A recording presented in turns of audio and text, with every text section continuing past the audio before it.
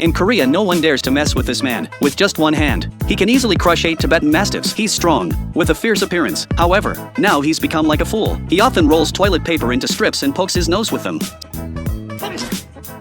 So clumsy that he even trips going downstairs, and he's frequently bullied by a group of children. This man is Kevin. On the outside, he looks like a harmless idiot, but in reality, he's a spy for the South Korean Special Forces. He stood out from 20,000 candidates and became one of the best of the best. 2 years ago, Kevin was given a mission to infiltrate a remote village in South Korea. To keep his identity secret, he had to disguise himself as a fool and secretly gather intelligence. He worked part-time at a small convenience store in the village, run by a stingy old woman who paid him only 200,000 Korean won a month. But the food was enough to fill his stomach. To avoid suspicion, Kevin set himself a special goal every day. He had to fall down the stairs 3 times, always making sure his face hit the ground first. He would smile foolishly at people, even with a runny nose. And every 6 months, he had to make an awkward move in front of people. This time, his target was a mother and her 2 children from the village. He pretended he couldn't hold it in anymore, ran to a telephone pole, and took off his pants, preparing to show off. However, just then, the girl he secretly liked appeared, and his heart was struck as if by lightning.